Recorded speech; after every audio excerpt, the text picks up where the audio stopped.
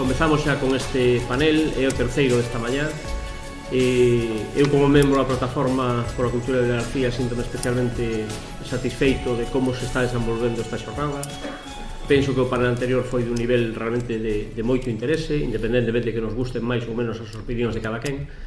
E nese sentido creo que este panel debería dar tamén respostas ás inquedanzas que podamos ter os diferentes colectivos, persoas, axentes culturais, empresas que estamos ao redor de todo isto.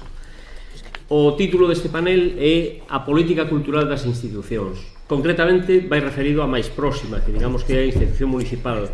Para iso están nesta mesa dous concelleiros de cultura, un ex concelleiro de cultura e un técnico, que non está agora mesmo na mesa porque acaba de ir a buscar os apuntes, supoño, pero un técnico de cultura de un concello. Concretamente son, a miña dereita, Francisco Xavier González, é o actual concelleiro de cultura do Concello de Vilagarcía. A miña esquerda, Xosé Castro Ratón, o anterior concelleiro de cultura de Vilagarcía. Bueno, anterior. Digamos, non exactamente o anterior ao actual, pero o anterior do goberno anterior, do mandato anterior. E máis á esquerda está Carme Hermida, que é concelleira de Cultura no Concello de Teo. Despois direivos por que convidamos ao Concello de Teo concretamente e a Carme Hermida. E a miña dereita, concretamente na extremo da mesa, está na extrema dereita de él está Luís Rei Núñez, que é técnico de Cultura do Concello de Cambados. Vamos comezar polo técnico de Cultura, porque nos parecía moi interesante o punto de vista das persoas que realmente fan na política cultural das institucións, digamos, gran parte do traballo. Que é gran parte do traballo? Pois dende xestionar programacións, pegar cartéis, imaginade o que pode facer un técnico de cultura, non? Encargarse de que a toma de corrente este activa e que as entradas estén disponibles e 50.000 cousas que os concelleiros non teñen que encargarse delas porque para iso teñen aos técnicos. Luís Rei Núñez é do Grove, é técnico de cultura do Concello de Cambados desde hai xa unha porrada de anos, é formado en Magisterio, é historiador, é experto en cultura marítima, director da revista Ardentía, organizador dos encontros de embarcacións tradicionais, e é tamén autor dunha magnífica biografía novelada de Ramón Cabanillas. Aos que non a coñezades e teñades interés en saber quen é Ramón Cabanillas, aconsello-vos vivamente esa biografía porque me parece unha obra extraordinaria. Luís Rei veu recoñecido o seu traballo con diversos premios, tanto dos libreiros da Vila de Cambados como do propio Concello de Cambados, e entendemos que pola súa amplísima experiencia era unha persoa interesante para darnos o seu punto de vista. Por tanto, deixo vos xa con Luís Rei Núñez. Bo día, teño que agradecer o convite para participar neste acto, pero sobre todo teño que agradecer o feito de que se organizase este acto. É un debate absolutamente imprescindible e eu non vou a falar de como se colgan cuadros ou como se producen espectáculos a última hora, porque, bueno, penso que ese debate que é vital non é o debate deste momento. Eu entendín cando preparei esta intervención que non era do que tiña que falar. Eu vou a procurar falar brevemente do que, se vos buscades na lei de réxime local, por poñer un exemplo, cales son as competencias municipais no ámbito de cultura, non ides a topar nada, ou en todo caso nada máis alá de, por exemplo, as bibliotecas en determinado nivel de concellos que si son obligatorias por esa lei. Rematarei dicindo que a tendencia, o debate, a proposta legal en este momento é que todo o que non este reconocido como competencia desaparece. Non estou falando de unha posibilidade de que tal vez. Estou falando de que fai aproximadamente 6 meses presentouse un proxecto de lei definitivo no que se di que as entidades que asuman competencias que non están escritas as pagan pola súa conta, nin Estado, nin entidade, nin xunta as van a pagar en plata, que a política cultural do Concello ou a paga o Concello é asegura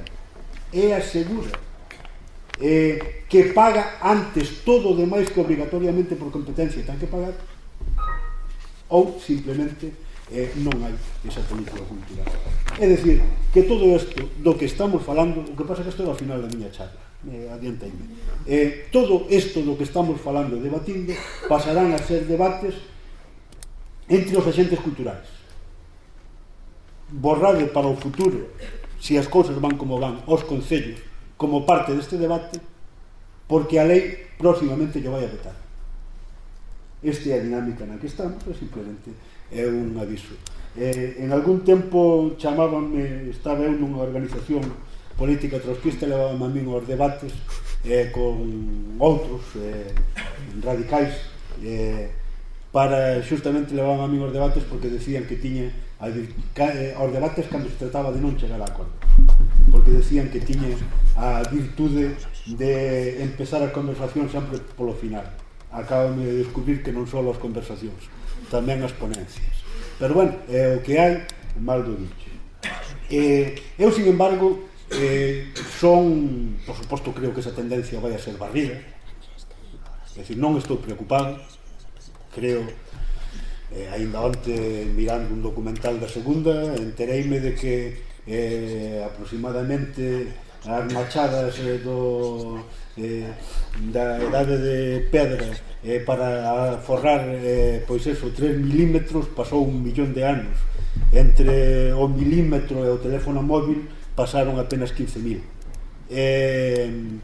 Non só eso, a miña experiencia é que de traballar unha soa persoa nun concello encargándose da Casa da Cultura, biblioteca, pega de cartéis e toda a actividade, a ter 15 empleados no mesmo departamento, pasan 25 anos, por poñer un exemplo, nada máis. Pois eso, ben cercado uno a vos. É dicir, todo isto estáse construindo. O problema está en que cando se está construindo, e eu ademais son optimista, todos os problemas dos que escoitei falar mentre estive aquí son problemas que hai no Grove, en Cambados, en Pontevedra, supoño que en Teo, en Vila García, como queda claro. Eses problemas están. O problema principal é que deixen de estar. Porque, bueno, efectivamente, houve tempos que tamén eu recordo no que efectivamente a actividade municipal en cultura era unha biblioteca,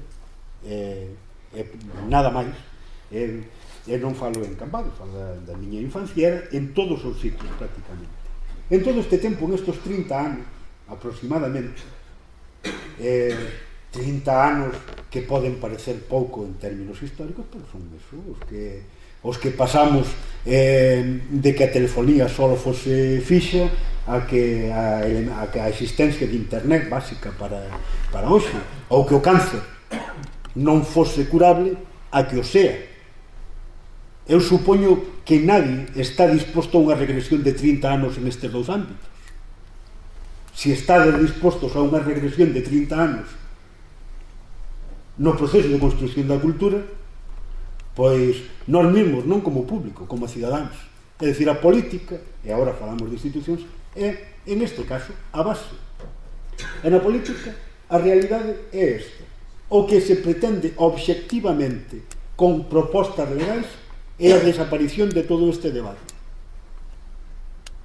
Quen queira colgar cuadros que os colgue onde poida, se ten público ben, e se non, comprase produtos Disney. Punto, non hai máis que falar, ese é o plan. Pero decía, en todo este tempo, por outro, para documentar, un pouco tamén, para documentar o que en este tempo chegouse máis ou menos a un corpus teórico, que é cales son os obxectivos da política institucional. E cando vos digo isto, digo vos que fagades, podedes facer un recorrido polas páxinas web de nacións, desde Ruanda hasta Noruega, e veredes que basicamente coincide. É un corpus teórico no que casi todo o mundo está de acordo. A institución, neste caso estatal, despois vaise baixando, pero as diferencias non son moitas, está construído case sempre sobre o mesmo. E os obxectivos basicamente son tres. Primeiro, divulgar entre a población a cultura universal. Esta é a razón da existencia de bibliotecas. Esta é a base primeira e principal de todas as políticas culturais. Desde os tempos nos que formación e cultura, desde os tempos nos que escola, pois pensade que aínda no tempo da República, por poñer un exemplo, a separación institucional de cultura e política non existía. Estaban en un ámbito que era o Ministerio de Instrucción con un órgano que era o Consejo de Cultura, pero o Consejo de Cultura, por poñer un exemplo, era quen organizaba as oposicións ao magisterio, é dicir, que a separación en eses ámbitos non existía. Pero sí existía claramente un concepto que era a vontade de achegamento á población da cultura, dos elementos da cultura universal. Este é o primeiro, o pear básico da política institucional, levar aos cidadáns a existencia, as posibilidades de cultura universal. Hai un segundo elemento que tamén é básico, é indiscutible, é indisociable ademais da institución no ámbito no que este, que é a potenciación da cultura en ese ámbito. É dicir, se hai pintura no mundo que deben ver os meus cidadáns a través de museos, de televisións ou do que sea, se hai pintura, escultura, teatro, é dicir, cultura en xeral, traela é o primeiro obxectivo. Outro igualmente importante é favorecer que cando o meu povo pinte, escriba, faga teatro, dance ou o que sea, teña posibilidade de facelo, sea ou non sea rendible esa actividade. Este obxectivo é o troncal, é o que hoxe agrupa a maior parte de actividades que se fai dentro de un departamento de cultura. Hai carreiras universitarias, en este tempo creáronse licenciaturas universitarias varias, podemos citar media dúcias de ciclos formativos de FP, etc. Existen profesións múltiples en torno a este segundo núcleo troncal que é a potenciación, o favorecemento da cultura local. A eso, pois, do que falamos cando falamos de becas, de concursos, de infraestructuras e tal. De isto do que falamos cando falamos da protección, da divulgación e da difusión, pois, do patrimonio local. Ben, elemento básico, definitivo, patrimonio histórico, patrimonio inmaterial, patrimonio mobiliario e inmobiliario, etnográfico, é dicir, todo este ámbito amplísimo pertenece, está no corpus teórico asumido por todo o mundo hoxe nas actividades que debe facer unha entidade local ou unha institución de carácter superior, a potenciación da cultura do seu entorno. E hai habitualmente un terceiro gran apartado que é a exportación, a exportación da cultura local. Fano, pois, os gobernos, por poñer un exemplo, cando fan un Instituto Cervantes para que o español este presente en todo o mundo, ou fixo a Xunta de Galicia cando foi a vender a Cuba pois a literatura galega, ou en Brest as embarcacións tradicionais galegas, por poñer un exemplo. É dicir, tamén se fai no caso dos concellos, pois, con intercambios, con exposicións, ou depende da súa capacidade de decir, o fomento no exterior. Estes son os tres núcleos vitais, ou os tres peares, é dicir, a divulgación da cultura universal entre a túa xente, a potenciación da cultura local, a facilidade de que a túa xente faga cultura e a protección da que se fai, e finalmente a exportación, cando é posible, que é unha actividade menor dentro da actividade cultural institucional dos concellos, non así nas entidades superiores. Cando se fixo todo isto? Fíxose, repito, nos últimos anos. e fíxose, eu recordo, teño a sorte de que, bueno, no ano 81, é dicir, 2 anos despois dos primeiros concellos, funme a Covendas a mirar como eran aquelos. De feito, íbamos a traballar, ao final non puido ser, nas primeiras universidades populares. Empecé a traballar neste ámbito profesionalmente, é dicir, a cobrar desto bastante máis tarde, no ano 87, polo medio, fixen un par de choios. Todo o que hoxe temos é produto do debate que se foi facendo, e que a historia faise así. Claro que reconozo todos os erros, e coincido bastante con el, enumerados por un lado por Camilo e por outro lado dunha perspectiva distinta por Manu nas súas intervencións. Ahora, este proceso chegouse a él por un diálogo, chegouse a él por unha realidade. Primeiro houve circuitos culturais, por poñer un exemplo, antes de que houvese redes galegas de teatros e auditorios. Os circuitos culturais detectouse que tiñan problemas. A Xunta pagaba o 60%, o Concello o 40%, había que ter unhas actividades. Pero notamos que había concellos que contrataban efectivamente 6 actividades, que esas 6 actividades eran as concertos da banda de música local. Conclusión, o diñeiro da Xunta para os circuitos culturais eran en realidad unha maneira, en ese concello, a maneira de subvencionar exclusivamente a banda de música municipal. Había concellos que asfaltaban a pista de festas, entonces despois falsificaban facturas. Eso foise correxindo. Ese debate, correxindo non, todos os factores, todos os vectores que participábamos fomos pergeñando como isto se facía. Este debate, que é a base do que hoxe estamos falando aquí, non vos vou a contar moito, máis ben non vos vou a contar nada, porque creo simplemente que, bueno, que se mellora buscando este tipo de elementos. Avísame se me paso. Buscando este tipo de elementos técnicos que son a base, pero que, repito, hoxe hai cursos, hoxe hai formación suficiente e hai debates como estes para irlos correxindo, levando a un eido que sea verdadeiramente productivo. En eles penso que o fundamental é o enfoque. Eu contovos unha anécdota.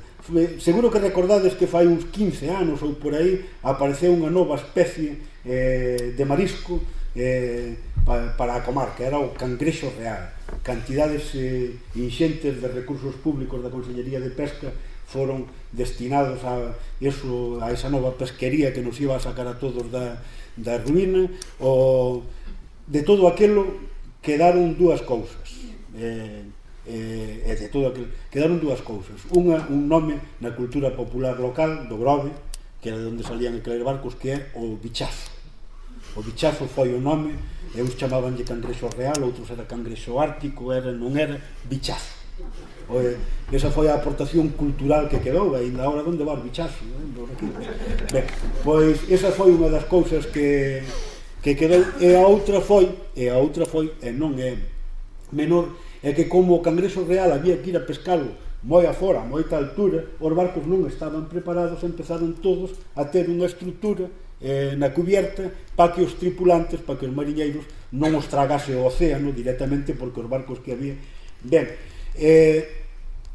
esta aportación que quedou, hoxe teñen a todos os barcos, sin que ir ao mar sea unha actividade placenteira, verdadeiramente a seguridade gañou moito. Había antes algunha dificultade para que tiñan os barcos algunha dificultade técnica para estar protexendo antes os mariñeiros? Non había ninguna dificultade, simplemente ninguén se preocupara de poñer na fase de construción de barcos o acento na seguridade e na comodidade da forza de traballo. Dábase por feito que quen iba ao mar tiña que pillar moita choiva, sigue pillando a pesar deso, e que o levara unha ola pola borda era parte do oficio, ni máis ni menos. Eso é o fundamental do que quero dicir. Si se houvese posto o acento en ese factor, seguramente non faría falta nin bichazo nin cangrejo real, simplemente a seguridade teria sido o factor principal. No ámbito cultural,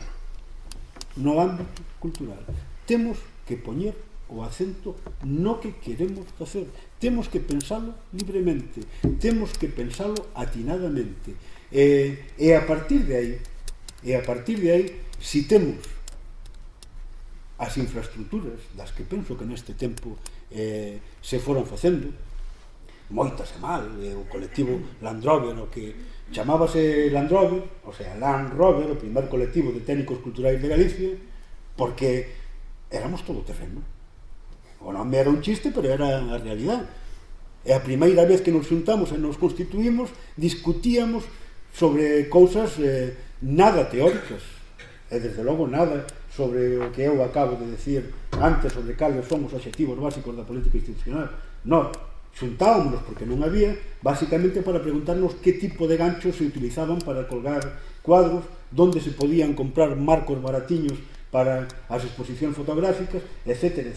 Nin siquiera falábamos de cuestións profesionais, corporativas, porque non había unha corporación. Cando eu empecé non chegaba a haber 20 concellos en Galicia que tiveran un profesional dedicado a esta realidade. Daquela pa aquí adiantouse moito. Eu son, xa sei que non ten a conto, pero que o presumo en todos os sitios aos que vou, obxectivamente marxista.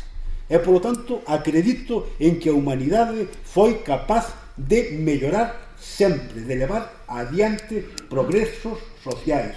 Creo que o fixemos tamén a pesar de todos os lamentos nos últimos anos no ámbito da cultura. Polo tanto, animo a que sigamos debatendo como se fan técnicamente estas cousas. Pero creo que chegamos, decía de Land Rover, perdón, por unha cuestión básica, porque nós discutíamos como nos íbamos a pelear cos arquitectos, porque non facían un solo centro cultural que cumplise despois as expectativas do que nós queríamos facer. Non había un útil. Temos centos e centos de edificios inútiles no país, pero da igual, é mellor ter centos e centos de edificios inútiles que non ter que ter o que había fai 40 anos. Melloramos, avanzamos, temos ámbitos de futuro posible nos que traballar. Estas xornadas veñen a debatir, e volvo ao principio. 2 minutos.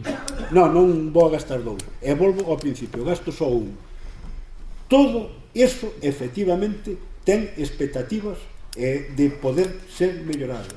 Todo ten expectativas de ser mellorado, excepto que hai un plan sobre a mesa, explicitado, claro, definitivo, se non o tumbamos, e que, como son optimista, estou seguro de certo de que vamos tumbar, que é que a cultura desapareza, polo menos, do programa da institución local.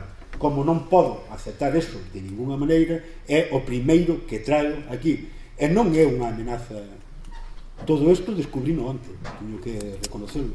Preparando isto, escribín competencias en Google, que é o que se fai, competencias, administración, lei de bases de régimen local, e empecé a ver foros que anuncian, que piden a desaparición, e tamén o proxecto de lei, Lino, o anteproxecto, Lino, é explícito en esta materia.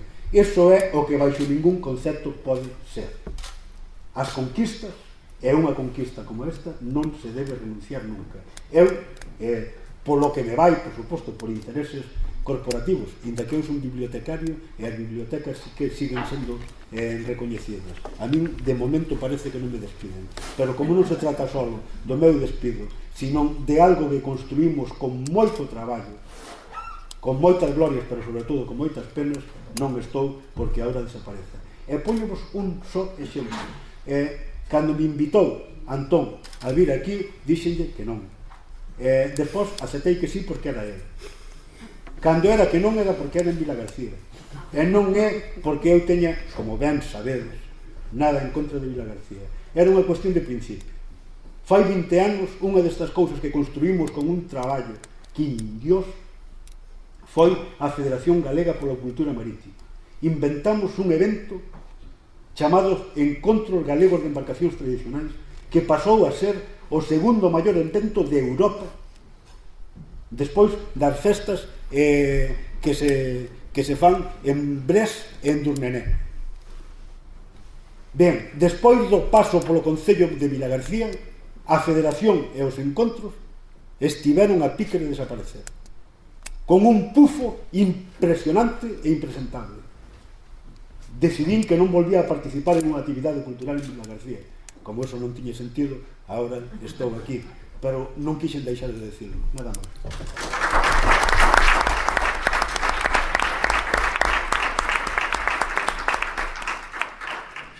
Agradecerlle a Luís que efectivamente a primeira resposta foi non, eu a Vilagarcía non vou, pero despois dixo, bueno, non me queda outra, pides motivo, non facer. E despois deuse conta a importancia desto e é o que de verdade o motivou a vir. Damos paso xa a segunda das persoas que van a intervir en este panel, é Carme Hermida. Carme Hermida é filóloga, é docente, é profesora na Facultade de Filoloxía, ou foi profesora na Facultade de Filoloxía, onde ten o seu posto, digamos, laboral, aínda que actualmente tamén é profesora na Facultade de Ciencias de Información ou da Comunicación, non sei exactamente como se chama, pero algo así, e é concelleira de Cultura, Patrimonio Histórico e Normación Lingüística do Concello de Teo. E alguén poderá sorprenderse e dicir, bueno, e por que invitan ao Concello de Teo? Un concello pequeniño, moita xente incluso mellor ten dificultades para localizarlo exactamente, que donde é Teo, é Calo, é Cacheiras, eso é Teo, non é a beira de Santiago, pero exactamente cal é o territorio, etcétera, etcétera, etcétera. Pois se decidimos invitar a Carme Hermida e ao Concello de Teo, foi por unha razón que nos parecía chamativa. Cando falas con alguén da zona de Santiago do que se está facendo culturalmente interesante nesa zona, todo o mundo apunta ao Concello de Teo. Todo o mundo di, en Teo están facendo as cousas moi ben. E xa levan algún tempo facendo as cousas moi ben.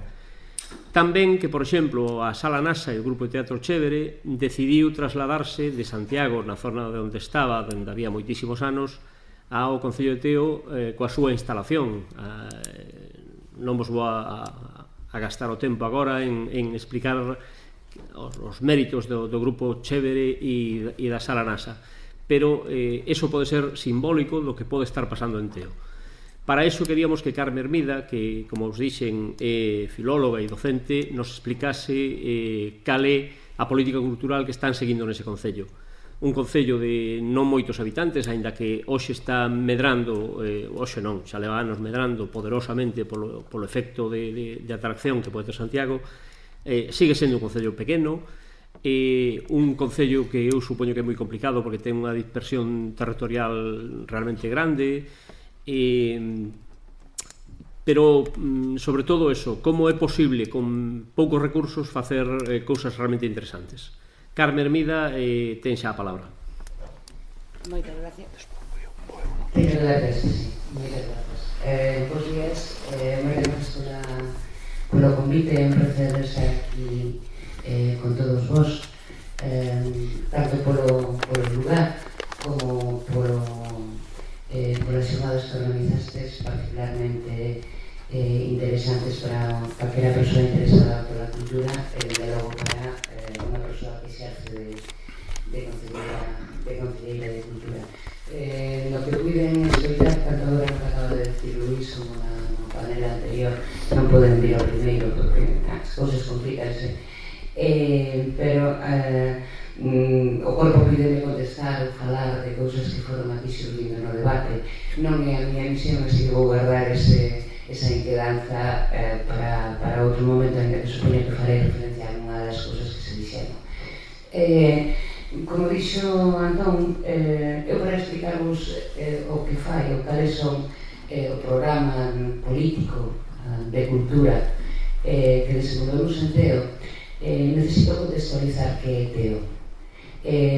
Probablemente moitos de vos coñecedes Teo, ou polo menos estivestes en Teo porque en algún momento fostes tomar a tortilla a Cacheiras, que é o que normalmente todo o mundo coñece de Teo, a tortilla. Teo é un concello, eu non sei se se pode decir pouca poboación, temos 20.000 habitantes, por tanto estamos por riba do Grove, de Vilagarcía de Vilagarcía, perdón, quería decir Vilanova. Detrás de Vilagarcía estamos a 17.000, porque nós estamos chegando aos 20.000, non nos temos ainda exactamente. De feito, no ano 2009 a nosa poboación era máis ou menos semellante á poboación de Sanxenxo, contextualizada. A nosa extensión, que iso é algo moi importante para o que entenda, ou que se llevades para o que eu vos vou dicir despois, a nosa extensión é de 80 km², e que sería a extensión equivalente se sumamos a sumar a extensión de todo o Concello de Vilagarcía máis de todo o Concello de Vilanova. Eu creo que neste caso non me equivoco, ou polo menos os datos non ven. Entón, nós temos unha dispersión poboacional grande e ademais temos outra característica do punto de vista poboacional, é que nós non temos un núcleo poboacional que sexa referente no Concello. O propio Concello, as instalacións municipais están situadas nunha aldea, nunha parroquia, a parroquia de Lucí, que non tiña, é dicir, non ten un agrupamento poboacional grande ao redor. Ao principio a casa do Concello era a casa do Concello, mas nada, non había casi nada máis ao lado. Temos unha zona poboacionalmente relevante que é unha urbanización que se construiu nos arredores de Santiago, que é a dos Pinos, que probablemente vos soa, que aí é onde hai a maior concentración de poboación de todo o Concello, con alrededor de 5.000 habitantes, e despois hai dúas grandes parroquias que teñen o peso poboacional do Concello. Son a parroquia de Cacheiras, tamén con sobre 5.000 habitantes, e a parroquia de Calo. Se vos queredes situar, decimos, a parroquia de Cacheiras sitúase á esquerda e á dereita da estrada que vai para a estrada, e a parroquia de Calo sitúase á esquerda e á dereita da estrada que vende de Santiago para Pontevedra, para ter máis ou menos unha idea de como está, de cal é a configuración do Concello. Despois, cando eu asumí as competencias de cultura, que foi no mandato anterior, por lo tanto, no ano 2007, teño que decirvos que ao chegar ao Concello atopamos, o alcalde non atopou nada no despacho, e eu tampouco, eu non atopei nin interlocutor, porque naquele momento non había unha persoa que tivese asignadas as competencias de cultura, non había un orzamento destinado á cultura. O único que había de cultura no orzamento era unha festa de xuventude, eso sí, con 80.000 euros orzamentado. Non había un despacho, por lo tanto, para colocar unha concellería de cultura ou habilitalo, e non había, eso foi digamos, a pexa máis grande coa que tivemos que lidar durante e que o que ainda seguimos lidando, non había ningún tipo de infraestructura cultural. É dicir, nada. Non tiñamos biblioteca. Por moito que nos dicir que se creou nos anos 70, non tiñamos absolutamente nada. Houbera ou había libros dunha biblioteca, pero como a casa do Concello estaba en obras, o que se fixo foi no espazo onde estaba a biblioteca e outro tipo de infraestructuras foi colocar as oficinas municipais. Por lo tanto, nos comenzamos a xogar, digamos que como empezar, como se empezou, supoño, a xogar o fútbol cando trouxe pa aquí a escadra inglesa, nun campo de terra, e despois tivemos que ir facendo as cousas. Entón, por lo tanto, o noso primeiro labor foi deseñar un organigrama para unha concellaría onde fomos, por un lado, redistribuindo o persoal que había no Concello e, na medida do posible, que foi moi pouca realmente, contratar persoal para o traballo que había que realizar. En actualidade, se conseguimos, consigo que isto funcione. Na actualidade, o organigrama da Concellería de Cultura está composto por unha técnica de cultura, un normalizador lingüístico, un arquiveiro, un bibliotecario, un bolseiro de biblioteca e máis unha alfabetizadora digital, é dicir, que está nunha aula de informática que, non sei se aquí tamén, pero na provincia da Coruña foron aulas dotadas pola Diputación. E o seguinte paso foi a creación de espazos para a difusión da cultura. A creación é novo, ben por habilitación de espazos que xa existían, por rematar eses espazos que estaban en paredes, basicamente, e por dotalos de contido e mobiliario para que funcionasen, para difundir a cultura.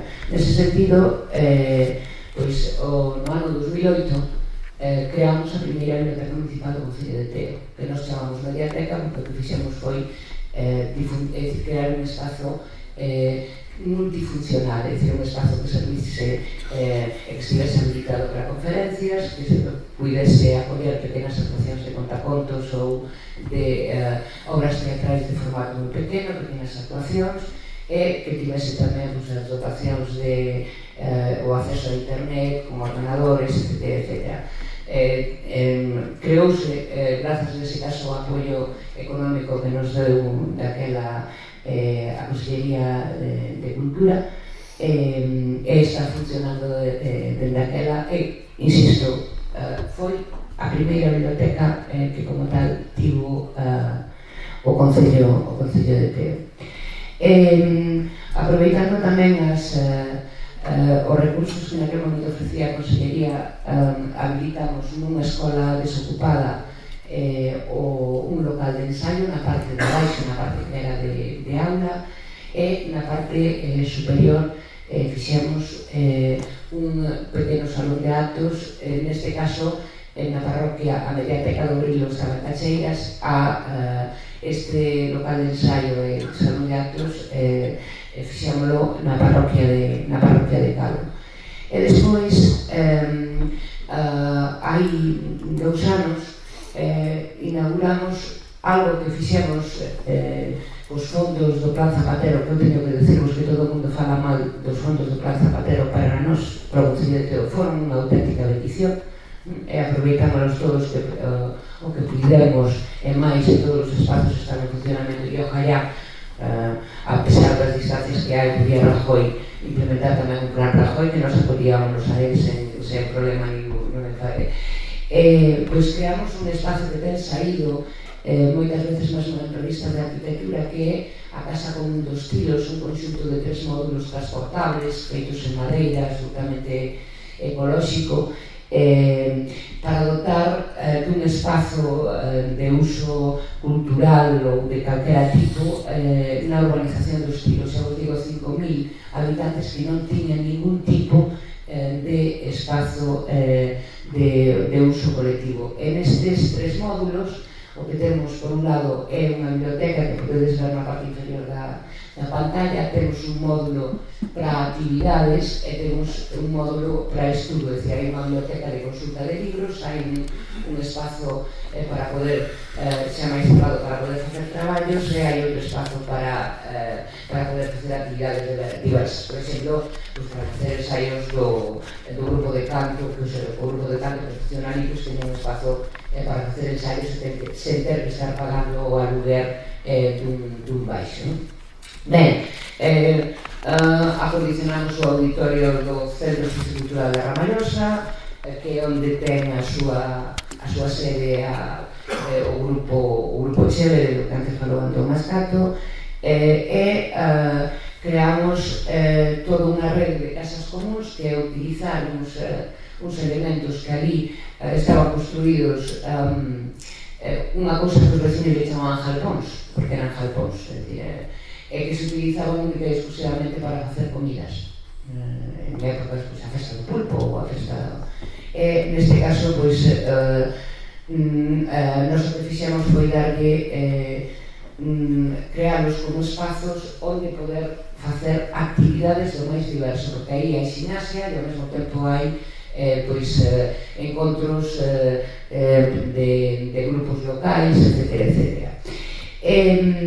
Unha vez feito isto, eu vou intentar ser rápido para non comer espazos dos compañeros. Vou-vos expresar ou poñer aquí cales son as liñas de traballo que estamos seguindo na Concellería. Por suposto, nos asumimos como propias, o que pasa que temos que anosalas, porque sabedes a situación de partida que traíamos, as liñas que mencionou antes Luís como liñas de traballo básicas que se debe realizar dende un concello no ámbito da cultura. Como os fixemos nos nosas? Pois fixémonas primeiro traballando no ámbito da produción, é dicir, no ámbito da posta en marcha de actos, programas e publicacións ideadas no propio Departamento de Cultura. É dicir, non estar esperando, como antes criticaba Manu, non sei se estaría iso que se chama Manuel Villarón, non? É dicir, intentamos non traballar a salto de mata, ainda que ás veces pois non se queda máis remedio, senón de nos programar producir espectáculos cos nosos recursos e con recursos que captamos fora. Por exemplo, e aquí vou contradecir o que decía antes Camilo, eu creo que un dos grandes problemas que ten a cultura galega, pero a cultura tamén en Galicia, é que non funciona en vasos comunicantes entre o que a persoa que pretende dedicarse á cultura profesionalmente e a persoa que se dedica á cultura de xeito amateur. Eu creo que non son dous niveis, senón que funcionan en igualdade de niveis ou en paralelo se queirades, pero ten que haber uns vasos comunicantes entre elas, porque se non, é dicir, sen a cultura amateur non se crea público para a cultura profesional. Eso desde o meu punto de vista. Así foi como nos traballamos sempre, é dicir, en traer evidentemente xente profesionais da cultura, pero ao mesmo tempo sempre conseguir a interrelación deses profesionais da cultura coa xente que está facendo cultura de xeito, pois digamos que como hobby, ou está traballando entre os seus hobbies, está algún tipo de expresión cultural, de expresión artística. Entón, por exemplo, no Cantateo, que é un programa que simplemente consiste en sacar as corais e grupos de canto do Concello a actuar nun espazo público e maioritario. Pois realmente a resposta foi magnífica de público e de traballo dos propios grupos corais, na medida en que se ao principio preparaban as cousas, a primeira edición se prepararon as cousas con un certo desdén que nos vai ir ver, que caso nos vai facer a nós. Hoxe traballan basicamente todo o ano no que é o traballo que vai, é dicir, no que é o programa que van desenvolver neste mes de decembro. E o nivel é realmente moi alto, avanzouse moito e involúcranse moito, buscan tanto directores como participantes, buscan traballar do xeito máis de conseguir o nivel máis elevado posible da súa no seu campo, non? E aquí sempre ven tamén como convidado un grupo que está traballando noutros lugares, ás veces de xeito amateur, pero cun nivel de calidade altísimo. Por exemplo, o Coro da Rá estivo ano pasado pechando o festival, etc. Este é un dos exemplos. Despois hai o típico Festival de Bandas de Música. Un dos programas dos que estamos máis orgullosos é o que nós chamamos Expresa-TO, que é un programa que consistiu, así o deseñamos, en coller a todos os grupos que estaban facendo música rock, é dicir, música que non era música tradicional directamente no Concello, e sacalos a actuar por distintos lugares en distintos momentos. Foi realmente, conseguimos, pois, por un lado, a interrelación dos grupos, que é moi importante que un grupo teña contacto con outro grupo, con un grupo que fai hip hop, ou un grupo que fai funk, e poida falar e contrastar e comparar con un grupo que fai, pois, por exemplo, heavy metal, non? Houve varias edicións do Expresa-TO, e ao final, o ano pasado, non tivemos dificultades para poñer a actuar os grupos, pero que si fixemos foi metelos nun local de grabación. O noso local de ensaio está equipado cunha sala de grabación, entón metemos a todos os grupos no local de grabación e sacamos un disco co que agasallamos a todos os nenos no Nadal do Concello, un disco non participaron todos os grupos de rock, pop, etc. que están no Concello, o disco te dero aí en baixo, sí, 2 minutos. Despois, a parte da producción, agora xa como moi rápido, despois en todo caso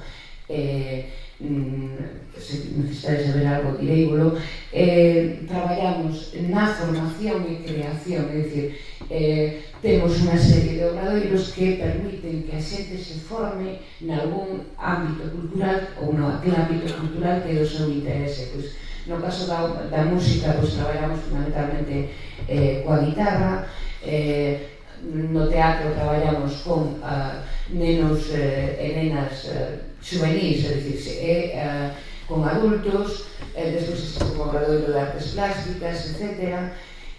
Despois apoiamos, a nos parece fundamental a difusión do traballo que fai tanto a xente, as asociacións culturais, como aquel traballo de tipo cultural que se fai colectivamente, pero dentro do povo. Para nós é fundamental, por exemplo, o que é o entroido da Ulla, onde, por certo, estamos traballando en rede con outros concellos que tamén teñen o mesmo tipo de entroido. Entón, sempre este é o traballo que se fai dentro das parroquias, que as comisións do entroido de cada parroquia organizan, pero aí apóiase do Concello coa difusión e proporcionándolle determinado material técnico para que o traballo realizado pois teña un lucimento o día no que se expón pois bastante maior do que tería se non tivese ese apoio. Despois, é fundamental para nós a conservación, propagación e defensa de todo o que é o patrimonio, non só o patrimonio histórico, que aquí o vedes en este momento está en perigo. Nós temos unha das maiores concentracións de petroglifos que hai na provincia da Coruña. Neste momento queremos colocar un parque eólico ali, non sei se lo haremos parado ou non, estamos facendo o imposible, pero ás veces sabedes que hai imponderables outros que non se pode limitar. Outro tipo de patrimonio histórico, patrimonio popular, é algo do que estamos extraordinariamente orgullosos, e creo que con iso xa vou rematar, que é a colaboración. É dicir, para nós é fundamental en cultura a colaboración entre o que fai unha institución chamada Concello e o que fan as distintas asociacións ou agrupamentos de defensa de traballo pola cultura que hai no Concello. Nós sempre traballamos con eles sempre traballaron con nós, sen distingos, absolutamente integrado. É dicir, hai xente, hai asociacións que teñen posicionamentos políticos distintos dos posicionamentos políticos dos que estamos actualmente no goberno municipal. Nunca excluímos absolutamente a ninguén. E cando hai unha convocatoria, absolutamente todas as convocatorias, a todas son chamadas. Outra cousa é a súa decisión, pero xa é súa, non é nosa. Non hai exclusión, ás veces hai que se quere integrar e que non se quere integrar. Despois tamén traballamos no ámbito da programación, como debe ser, é dicir, utilizando ademais todas as líneas que nos permiten as axudas de outras institucións. E o que sí me gustaría deciros tamén é que nos concebimos a cultura como unha actividade transversal. É dicir, a cultura faise da Concellaría de Cultura, pero tamén da Concellaría de Benestar Social cando se festexa o Día do Orgullo LGBT, que é moi complicado de decirlo todo, tamén se fai cultura nese momento. Entón, xa concluo e pido mil disculpas. O que nos pretendemos efectivamente é que decía antes Camilo que non hai, pois nós o que queremos é crear un público para a cultura e ofrecerle cultura en todos os ámbitos a ese público. E o noso público, en principio, o noso público potencial son todas as persoas do Concello de Teo, ainda que non, evidentemente, estamos abertos a todas as persoas de fora do Concello que ali se queiran chegar. Mais nada, moitas gracias a todos. Moitas gracias.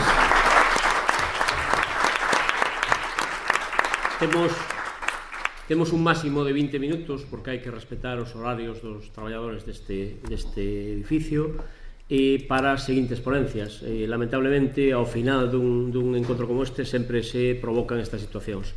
A persoa que vai intervir agora é Xosé Castro Ratón, non necesita presentacións, foi Concelleiro de Cultura deste Concello durante moitos anos e está aquí porque tamén queríamos contrastar o que son as experiencias anteriores coas experiencias de futuro. Deixo xa con Castro Ratón e pedimoslle por favor que como moito gracias, Antón, xa vou eu. Bueno, en principio agradecervos esta oportunidade agora que me encontro así nunha situación na que se podría considerar de xubilado en términos políticos, pois a miña propia forma de ser normalmente lévame a primeiro non criticar ao anterior. Xa vistes que no tempo en que tive a responsabilidade en ningún momento saliu da miña boca crítica anterior, eu era o responsable e por tanto a partir daquele momento tocaba a min. Non o suelo facer con quen continúa, ainda que discrepa a veces de opinións como as vertidas esta semana en Telesalnés, e bueno, moito menos de unha persona que forma parte do equipo profesional do Concello, como é o caso que antes nos sorprendeu Manu Villaronga, co que discrepo total e absolutamente, que quede aí simplemente o detalle, é dicir, aquí houbo programación feita con criterio, orientada, en definitiva, que tiña, eu creo que obxectivos perfectamente definidos. E en ese sentido o que quero dicirvos é que, seguindo en esa línea e facendo un alto excepcional na miña etapa de jubilado político, pois ben, hoxe é unha oportunidade que, xa digo, Antón, agradezo porque é unha maneira tamén de trasladarvos, ainda que sea en 10 minutos, unhas cantas consideracións respecto ás líneas, aos eixos que seguiu a política durante ese período en que me correspondeu a responsabilidade de encabezala, non? Para empezar, quero dicirvos que me sinto especialmente honrado e satisfeito do resultado acadado durante estes anos, é dicir, tanto polo recoñecemento social que tivo, e que alguén a veces o utiliza en términos de crítica, polo nivel que acadaron os actos en términos de participación, cantas e cantas veces o salón de actos deste auditorio encheuse hasta a bandeira, cantas persoas se acabaron nas rúas de Vilagarcía en actos de tipo lúdico-cultural, canta xente estivo no Parque da Xunqueira disfrutando tamén dese aspecto da cultura que é as festas locais. En definitiva, eu creo que foron momentos ben bonitos dos que eu, por suposto, gardo gratos recordos. Os outros queimeiros, que tamén hai en este tipo de historias sempre situacións, modos e maneiras que a veces, bueno, pois un non desearía protagonizar, pero cando tomei a decisión de xubilarme, pois queimei nos todos. E ademais, despois tampouco se pode esquecer a obra, algo que agora parece que, en principio, está un pouco fora do momento, pero é que durante este período, é dicir, hai un esforzo moi grande por ampliar os espacios culturales que xa recibimos en abundancia. Pensade en ese período tan corto, é dicir, as actuacións que se fixeron aquí no auditorio, aquí se modificou a fachada, se habilitaron os locais de ensaio, se impermeabilizou, se modificaron a nivel interno determinados espacios para poder darlle máis utilidade, en definitiva, é dicir, unha cantidad de actividade que foi fundamental para que agora o resto da xente poda dispoñer de máis espacios para actividade. Pero está o novo Centro Cultural de Bamio, o novo Centro Cultural de Trabanca Sardiñeira, o novo Centro Cultural de Faxilde, a planta de Trabanca Badiña, etc. Eu teño aquí unha longuísima relación que agora me calo, incluído, ainda que haya disas personas que me viron desde outra óptica, e eu mesmo podo ter unha postura discrepante en algunhas cousas, pois actuacións como é o caso, por exemplo, da mellora na Biblioteca Municipal, que dolorosamente José Luis Camba pois tocoulle a esa parte, pero era o menor daño posible e creo que razonable, e ademais unha proposta de Ildefonso, non unha proposta da Concellería, eso teno claro. E, por outro lado, pois outra cuestión que algunhas persoas poderon non compartir, como é, digamos, esa dotación de acristabamento do espacio da Praza da Peixería, que eu creo que ten a estas alturas tamén, é dicir, é unha clara utilidade. Pero hai tamén esforzos no sentido de que todos os centros socioculturais, e son 25 prácticamente os que hai na rede municipal, teñen hoxe dotacións de wifi, etc. Ahora ben, iso é simplemente unha parte de obra. Pero aquí hai, e vou moi rápido, porque xa vedes que condensar 4 anos de unha actividade desta natureza en 10 minutos, que xa serán 8 en estes momentos, é prácticamente imposible. Pero bueno, hai criterio. Errados ou non, as cousas evidentemente se poden facer de moitas maneiras, e vistas que a perspectiva histórica se farían algunhas de outro xeito, e evidentemente partimos da base de que todo é evidentemente mellorable. Un mundo mellor é posible, claro que sí, pero con todo houve criterio, e ese criterio responde tamén a unha serie de principios moitas veces de tipo político que son dereitos conseguidos desde o momento que a cidadanía nos otorga esa confianza, por exemplo, en materia de política lingüística. Pero o primeiro de todos, e a orden é simplemente aleatoria porque ao fin e ao cabo todos teñen o mesmo peso, é a democratización da cultura.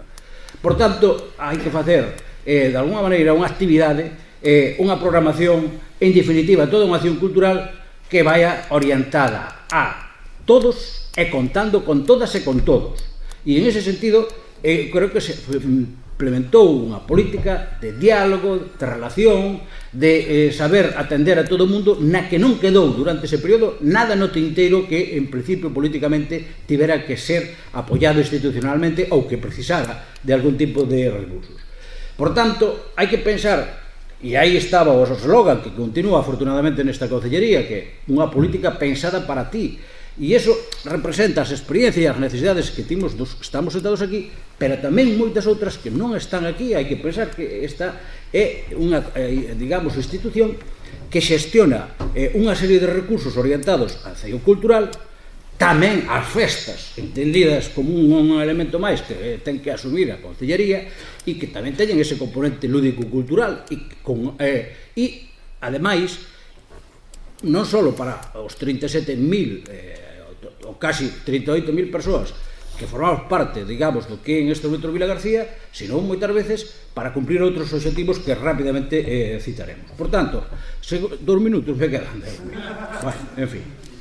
Ben, en definitiva, había que dinamizar, por tanto, a segunda das grandes referencias era dinamizar, representa non só o propio, senón tamén o valor enorme do que fan os demais. E aí está o Festival do Norte, as Revenidas, o certamen do Liceo Casino, a Micolóxica. Todos eles necesitan dese apoio, desa colaboración que, ademais, foi sempre clara e transparente porque chegou a TIR as súas dotacións económicas nada menos que nos propios orzamentos con nomes e apellidos. Por tanto, nunca houve en ningún momento ningún tipo de políticas que se escaparan á transparencia. Houve un elemento básico e fundamental que foi a descentralización.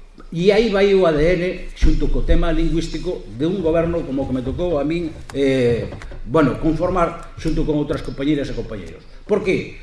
Porque era evidentemente unha estrategia política e a rede periférica viviu os millores momentos. Primeiro, os centros todos tiveron unha intensidade ao máximo en nivel de ocupación.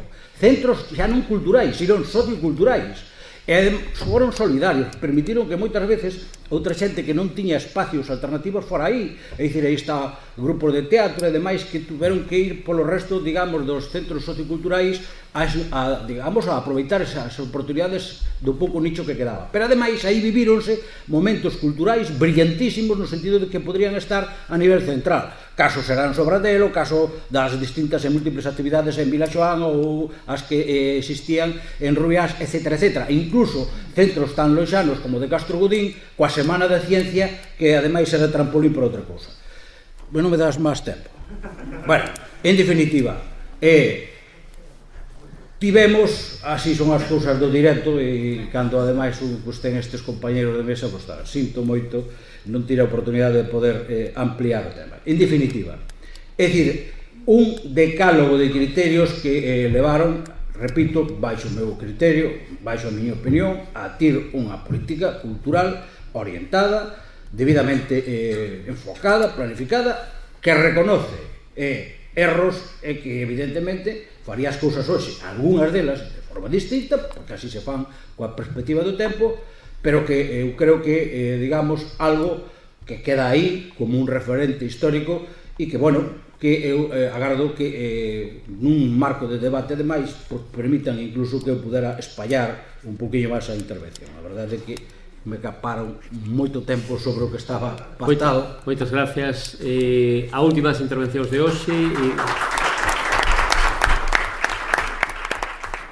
e sentimos de verdad esta premura, pero bueno, as cousas son así, vanse retrasando. É a de Francisco Javier González, o actual Concelleiro de Cultura, leva moi pouco tempo aínda no cargo, pero aceptou enseguida, en canto lle fixemos esta proposta, estar aquí, e por eso damos xa a palabra pedindo o mesmo esforzo de concreción e de síntese.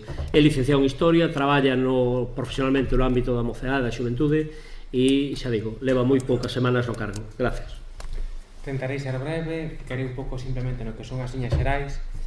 Como o panel versaba sobre a política cultural das institucións, a miña intención era un pouco dividir en 4 bloques un pouco que sea a xestión da política cultural por parte do Concello de Vilagarcía: as instalacións culturais, a programación, as axudas públicas e o centenario. Tocante as instalacións, ben, penso que probablemente non é preciso nomealas, ou mellor si, a parte do auditorio da Casa da Cultura existen 22 centros culturais. Dentro destes centros divides en diferentes espazos. A Casa da Cultura consta da biblioteca do Salón García, que pretendemos reabrir ben no Nadal, ben a comezos de xaneiro, e da Sala de Exposicións Rivas Briones.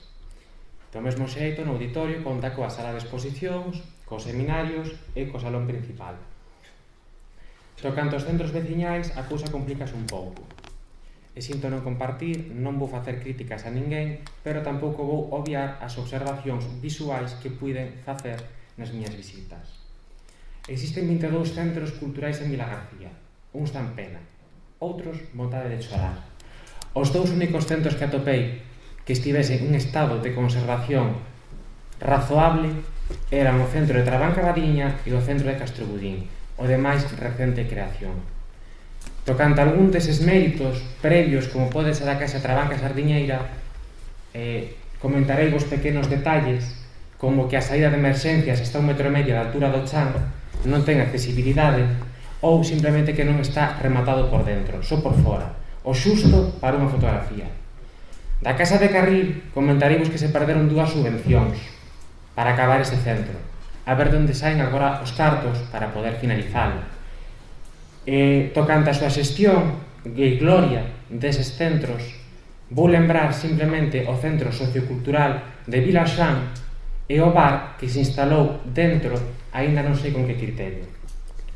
Ben, con respecto a iso, estamos traballando para poder levar ao pleno entre xaneiro e febreiro o regulamento de usos dos espazos culturais, precisamente para por fin cos abusos e excesos que se realizaron neles nos últimos anos.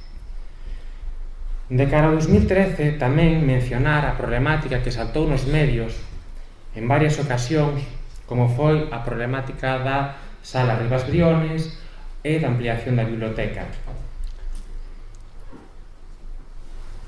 Non saiu a información deste Concello realmente de que a segundo andar ou o primeiro andar da Sala Rivas Briones se fose a pechar. Moito polo contrario, que me coñece e sobre todo que traballa comigo no mesmo equipo, sexan funcionarios ou compañeiros de partido, saben que en ningún momento no tempo que eu levo aquí pensei xamais en pechar ese primeiro andar. Moito polo contrario, no que estamos traballando é na procura dun novo espazo no que poder trasladar e ampliar ou ben a Sala Rivas Briones ou ben a Biblioteca Municipal para acabar con ese conflito permanente que transmite a sensación de que un deses espazos tende a fagocitar o outro. Paso ao segundo bloco brevemente tocante a programación. É verdade e acepto a crítica que se fixo por parte de determinados colectivos de que existía unha merma na programación cultural deste auditorio. É verdade, asumo a crítica. E asúmoa porque os medios, os recursos que existen non son precisamente os mesmos recursos que houbo noutros momentos. Hai moitas compañías que pasan por moi malos momentos, pero tampouco o Concello está na mellor posición para poder apoialos como gustaría ou querería. Por iso traballanse con fórmulas como pode ser a colaboración previa cesión de taquilla ou a cesión dos espacios. E agora, contando coa reapertura do Salón García, a liña na que se traballa, na que se pretende avanzar, e atendendo tamén un pouco a crítica que facía Manu Villaronga con o criterio, e na especialización. Se temos 2 salas de exposicións, unha, a Sala Rivas Briones, ficará para os profesionais consolidados, e a Sala de Exposicións do Auditorio para os artistas noveles, ou as exposicións que acompañen outro tipo de eventos máis amplos. Do mesmo xeito, de cara ás actuacións, acontecerá exactamente o mesmo. A sala principal do auditorio ficará para os grandes espectáculos e o Salón García ficará para outro tipo de eventos. Por último, para non agotar o tempo, vou entrar mínimamente ou brevemente no tema das subvencións e das colaboracións, que como moitas veces se plantexa a colaboración dos concellos é a parte máis visible ou a parte máis sentida por parte dos organismos. Este concello, cando vin o primeiro orzamento do ano 2012, eu aquí xa vou falar simplemente da miña experiencia neste mes. Fiquei asustado. Contareivos que fiquei asustado ao ver que no concello de Vilagarcía as subvencións de cultura levaban anos e anos dándose a dedo a través de subvencións nominativas que se aprobaban antes de ver o proxecto do ano seguinte. E isto acabou. O que novo modelo de xestión de axudas públicas será un concurso aberto onde todas as entidades culturais arraigadas en Vilagarcía terán a oportunidade de concorrer, porque o que se vai valorar son os proxectos, non o nome de quen presenta, e quen vai evaluar son os funcionarios atendendo a criterios técnicos e non políticos atendendo ao oportunismo electoralista de cada instante. Por último, unha referencia ao centenario. Si se está a traballar no centenario. Si se está a traballar no centenario, estamos recibindo moitas propostas, e propostas boísimas por parte de agrupacións ou institucións culturais deste concello. Propostas que imos tentar recoller nunha grande memoria, pero que somos conscientes de que non todas se van poder levar a termo. Hai propostas tocantes a infraestructuras, hai propostas tocantes aos eventos, hai propostas tocante á parte institucional. Non vai ser posible facer todo o que queremos facer, pero eu sí me comprometo, comprometime con estas persoas que se achegaron a min, a que defenderemos ante a Deputación de Pontevedra, ante a Xunta de Galicia e ante as fundacións ou institucións pertinentes e con capacidade de financiamento o noso centenario, e tentaremos que esa data fique realmente na memoria dos vilagarciáns e por orgullo e non por deshonra. Moitas grazas pola vosa atención. Non vamos ter tempo para debate, pero si hai alguén que dá opción a unha pregunta ou a dúas ao máis poder facela, e se non, damos por rematada a sesión. Alguén quere facer unha pregunta? Ben, sería a única, por favor, e rapidiño, vale? Sí. Bueno, eu quería, basicamente, eu creo que aquí na cuestión está nas Torcillas Cacheiras de forma moi especial, porque realmente o Concello de Teo sempre promociona o seu. Aquí realmente hai falta de promoción do seu. Conezco aquí, moita xente aquí coñece como grupos como así. Por favor, pregunta, porque temos que sair xa. Pregunta. Quero saber se ese apoio vaise tanto na música, porque en salas de ensayo non se grava nada, hai opcións a un colectivo brutal de grupos de musicais e non se fai nada, absolutamente nada, ningún festival. Vaise festivales, efectivamente, Festival do Norte con sitio de fora, vaise Festival de Tranquils con só un grupo de bibliografía e non se fai nada fora. A ver se a partir de agora, pues, se vai algo a Sí, vai responder o concelleiro por unha parte e Castro Ratón por outra. Non sei se Carme tamén quere decir algo. Falta memoria, mira. En relación á oportunidade brindada aos grupos de ensaio con trascendencia, cuidados desde o punto de vista de equipamento e demais, polo menos durante os dos últimos anos que me tocou a mí, que era cando xa estaba a plenos rendimentos locais, houve festivales de referencia. Por exemplo, Son de Aquí, na Xunqueira, 2 xornadas e ademais con unha participación memorable, e logo tamén incluído, digamos, unha motivación, estrategia equivocada ou non, pero nós queremos que non, motivación no sentido de premio, tamén aquí con 2 xornadas memorables e un xurado de profesionais vido da fora e con trascendencia para revistas profesionais do ámbito da música. E non só eso, por suposto, é dicir, toda unha proposta en términos de música alternativa para estes grupos no Cabadero. Por tanto, nós tivemos aí, eu creo que de acordo sempre dialogando cos grupos e ofrecendo a oportunidade de que eles diseñaran o modelo máis axeitado. Creo que tivemos un esforzo grande nesa dirección e hai disco grabado. Antes de que remate esta sesión e a resposta do concelleiro, decirvos xa para rematar que volvemos a reiniciar esta sesión ás 4 da tarde con un panel que se chama Modelos de Xestión Cultural, e o seguinte será ás 5:30 con un panel que son as infraestructuras alternativas. E deixamos xa que remate a resposta do concelleiro. Gracias por a vosa asistencia, animardevos a estar esta tarde aquí ás 4 da tarde. Dúas cousas son relativas ao tema dos locais de ensaio das bandas. A primeira en positivo e a segunda en negativo. A primeira é que a orden de axudas recolle o financiamento da contratación de bandas ou agrupacións musicais, cunha condición, que estén radicadas en Vilagarcía. Esas axudas só van a financiar grupos de música que teñan a súa base en Vilagarcía. Iso en positivo. En negativo, falarei que as bandas, grupos que utilizan os locais de ensaio non son precisamente os máis indicados para facer unha crítica, sobre todo porque o custo que implica para o Concello de Vilagarcía ter eses bandas nese local de ensaio é de 625 euros por grupo o ano de media por causa dos destrozos repetidos e permanentes do material dos locais de ensaio. Iso cando non desaparece o material ou é suplantado por material que se trae da casa. O cuidado dese local é calamitoso, desastroso, por causa do mal uso, ou mellor dito, do abuso que os usuarios fan del.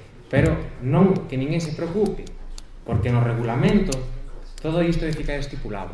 E ese abuso, ese roubo permanente e continuo para os vilagarciáns que supón manter unha infraestructura deteriorada por causa do maltrato ao material, porque xa me contaredes como se quebra un platillo pola metade desde o borde ata o centro tocando.